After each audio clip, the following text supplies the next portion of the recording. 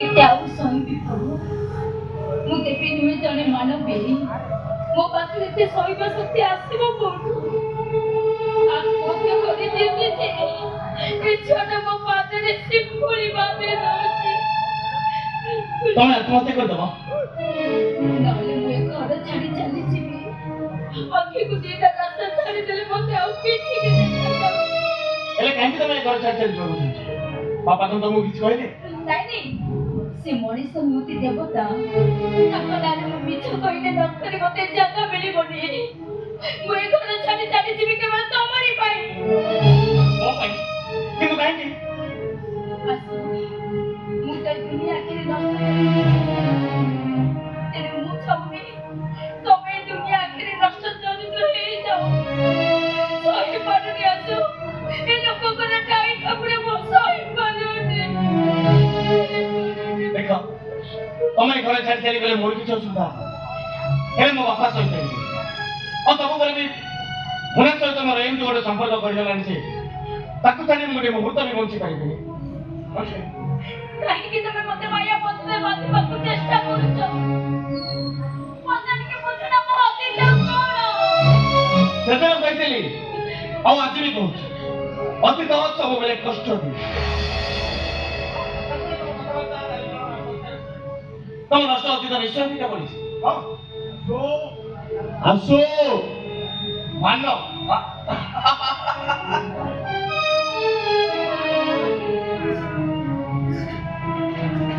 କିରେ ମ୍ୟାଡମ ତୁ ହଠାତ୍ ଆମ ଘରେ ଭଲ ହେଲା ଘରେ ଅଛୁ ଏବେ କଣ ହେଇଛି ଏମିତି ଟେନସନରେ ପଡ଼ିଲା ପଡୁଛ ପୋଲିସ ରେକର୍ଡ କରୁଛି ଜଣେ ମହିଳା ତମ ଘରେ ଇମ୍ପୋର୍ଟାଣ୍ଟ ଜିନିଷ ଚୋରି କରି ଆତ୍ମଗୋପନ କରିଛି ଓ ତମେ ତମେ ତାହେଲେ ସେଇ ମହିଳା ଯେ ଅଭିନୟ କରିଦେଇଛି ଏହା ତମର ଅଭିନୟ ହେଲେ ମୁଁ ଜାଣିନି ତମକୁ ଏଠି ଅଭିନୟ କରି କେତେ ଟଙ୍କା ଦରମା ମିଳୁଛି ତମେ ଜେଲ ଭିତରେ ରହିଲେ ତମ ରଙ୍ଗୀନ ଜୀବନ ପୂର୍ଣ୍ଣ ନିଶ୍ଚୟ ପଡ଼ିଯିବ ଶୁଣ ବହୁତ ଦେଖିବା ତମର ଅଭିନୟ ଏତ ଚୁପଚାପ ମୋ ସହିତ ଥାନାକୁ ଚାଲ ଅପରାଧ ତମେ ଲାଲାକୁ ଠକିଛ ଗୋଟେ ଗୁରୁତ୍ୱର ଫାଇଲ ତମେ ଚୋରି କରିଛ ଏଇଟା କଥା ଏଇଟା ଲାଲାର ଗୋଟେ ନାଟକ ଆଜି ଆଉ ମତେ ତ ଲାଗୁଛି ଆମ ଭିତରେ ଭାତ ସୃଷ୍ଟି କରିବା ପାଇଁ ସେ ଏମିତି ଗୋଟେ ଡ୍ରାମା କରୁଛି ଲାଲା ଡ୍ରାମା କରୁଛି କି ତୁ ଡ୍ରାମା କରୁଛୁ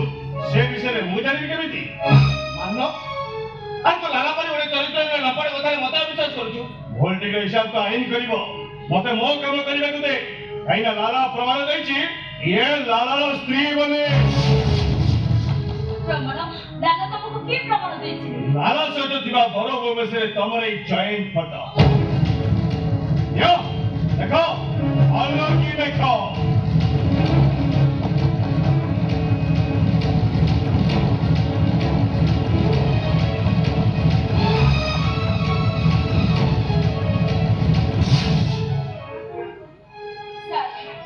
କାଲି ସକାଳେ ଯଦି ଆପଣଙ୍କ ସହ ମୋ ଫଟୋ ଯୋଡ଼ିକି କହିବି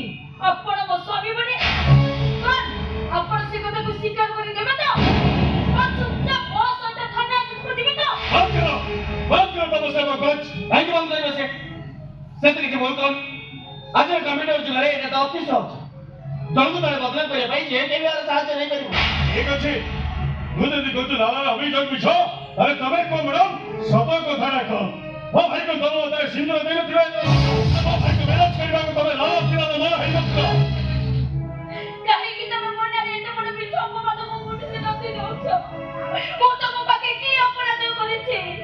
ଥରେ ନୁହେଁ 100 ଥର କହିବି ମୁଁ ଲାଲାର ସ୍ତ୍ରୀ ନୁହଁ କିନ୍ତୁ ମୁଁ କବି ତମେ ଲାଲାର ସ୍ତ୍ରୀ ଏ ବିଷୟରେ ମୋ ପାଖରେ ଯଥେଷ୍ଟ ପ୍ରମାଣ ଅଛି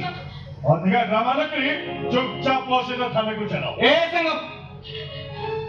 ଆରେ ପୋଲିସ କେନ୍ଦ୍ରରେ ଯୁକ୍ତି କରି ତୁ ମୋ ସ୍ତ୍ରୀକୁ ପର ସ୍ତ୍ରୀ ସଜାଇବାକୁ ଚେଷ୍ଟା କର ମୁଁ ତ କହୁଛି ସେ ମୋ ସ୍ତ୍ରୀ ମୋ ତ ସ୍ୱାମୀ ବୋଲି ଆରେ ତୋତେ ବିଶ୍ୱାସ ହଉନି ଆମେ ନିଜ ଆଖିରେ ଦେଖ ପ୍ରମାଣ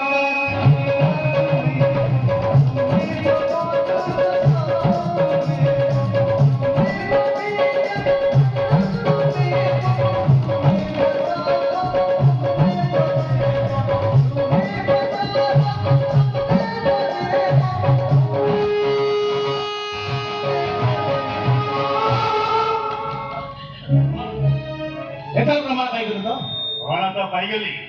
ସାଙ୍ଗ ଦେଖୁଥିଲୁ ତୋ ସ୍ତ୍ରୀ ତ ଉପନ୍ୟାସର କାହାଣୀ ଶୁଣି ଚାଲି ଯାଇଛି ଇଏ ତୋର କୋଉ ଉପନ୍ୟାସର ନାୟିକା ମୋର କାହିଁ ୟା ଉପରେ ସନ୍ଦେହ ହେଉଛି ଏବେ ସାଙ୍ଗ ଗୋଟେ କଥା ମନେ ରଖ ନଦୀ ନାରୀ ନିଆଁ ନାଗ ନରେଶ ଏମାନଙ୍କୁ ବିଶ୍ୱାସ କରିବାଟା ଭୁଲ ଆସୁଛି ପୁଣି ମଧ୍ୟ ଆସିପାରେ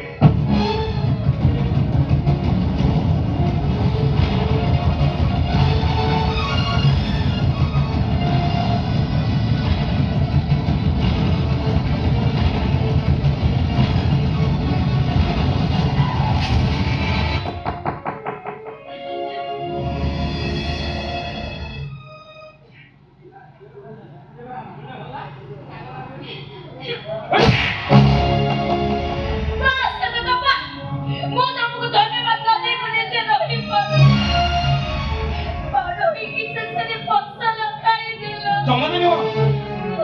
କେବଳ ତମକୁ ପୋଲିସ ପାଖରୁ ବଞ୍ଚେଇବା ପାଇଁ ମତେ ଏମିତି ଗୋଟେ ଡ୍ରାମା କରିବାକୁ ପଡିଲା ତୋ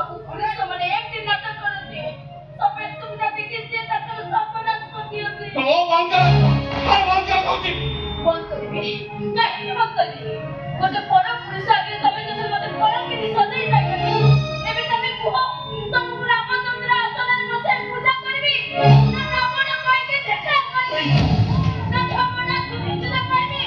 ନା ଦୁଃଶାସନରେ ଆଖ୍ୟା ଦେବି ଆସ ଆସ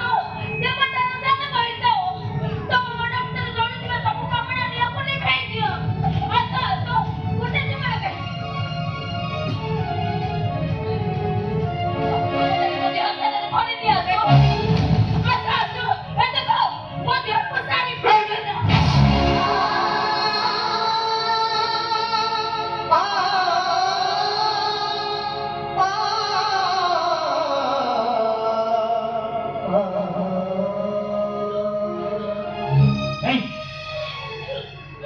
ତମ ଦେହ ଉପରେ ଯଦି ମୋର ଲୋଭ ଥାନ୍ତା ତାହେଲେ ଘରେ ରହିବାର ମାତ୍ର କରିତ ସେମିତି କିଛି ଖରାପ ବ୍ୟବହାର କରିବାର ଦେଖିଛ ଆରେ କଣ ଛୁଆଟି ଭୂମିଷ୍ଠ ହବା ପରେ ମା ଛାତିରୁ ଅମୃତ ପିଇ ବଞ୍ଚିଥାଏ ହେଲେ ସେତେବେଳେ ସେ ମା ମନରେ ଖରାପ ଭାବନା ନଥାଏ ସେମିତି ଆସି ମୁଁ ଯଦି ତମ କଳା ଛୁଆଟେ ହେଇ ତମ କପାଳରେ ଚୁମ୍ବନଟି ଆଙ୍କି ଦେଇଛି ମତେ କଣ ନିଜ ପୁଅଟେ ଭାବି କୋଳେଇ ନବନି ଆସ ମା ଆସ ମତେ ପୁଅ ଭାବି କୋଳେଇ ନିଅ ତାହେଲେ ମୋ ତଣ୍ଟି ଉପରେ ଛିଡା ହେଇଛ ମହାମାରୀ ବାସୁଦେବ ସମ୍ପର୍କରେ ପୁଣ୍ୟ କାହାଣୀକୁ ତମେ ଏମିତି କଳଙ୍କିତ କରିଦିଅ ଆସ ମା ଆସ ଆରେ